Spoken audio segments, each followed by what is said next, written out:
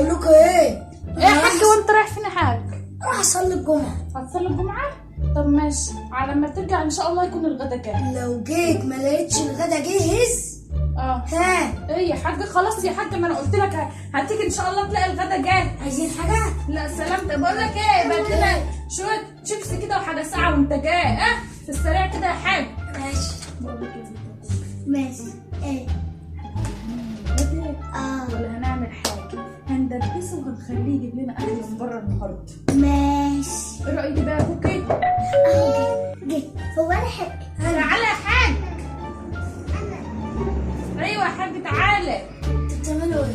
قاعدين.